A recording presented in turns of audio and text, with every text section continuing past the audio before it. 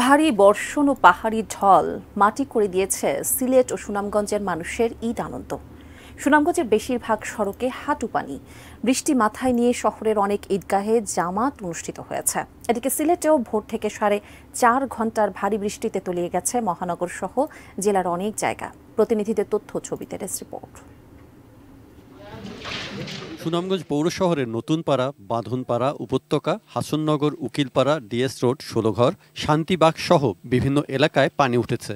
অনেক দোকানে পানি ঢুকে নষ্ট হয়েছে জিনিসপত্র। মানে হঠাৎ করে একদিনের বৃষ্টিতে এরকম পানি ওঠা অস্বাভাবিক মনে হয়েছে নিজের কাছে। পুরা আতঙ্কের মাঝে আসলাম। আবার অফিস থেকে খাওয়া হয়েছে যে আরো 3 দিন বৃষ্টি হইব। 3 দিন বৃষ্টি হইলে নতুন পাড়ার অবস্থা কিতা হইব আল্লাহ জানে। স্বাভাবিক কর্মকাণ্ডে অনেক সমস্যা, বিশেষ করে ঈদ উদযাপন, সবার যে কুরবানির ব্যাপারটা ছিল সেটা চরমভাবে ব্যাহত হয়েছে। পরিস্থিতির আরও অবনতি হলে হতে পারে বন্যাও। সেরকম হলে মোকাবেলার প্রস্তুতি আছে বলে জানিয়েছেন জেলা প্রশাসক।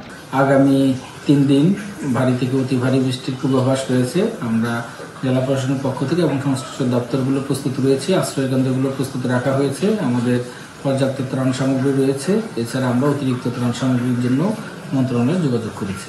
এদিকে ঈদের দিন ভোর থেকে ভারী বৃষ্টিতে জলাবদ্ধতা দেখা দিয়েছে সিলেটের অনেক জায়গাতেও। এয়ারপোর্ট রোড, পায়রা, বাগবাড়ি, সোভানীঘাট, জামতলা, তালতলা, উপশহর, মেহেদিবাগ, হাউজিং এস্টেট, শামীমাবাদ সহ নদী তীরবর্তী নিচু এলাকাগুলো তলিয়ে গেছে। বৃষ্টি ও জলাবদ্ধতায় অনেকে ঈদের জামাতেও যেতে পারেননি।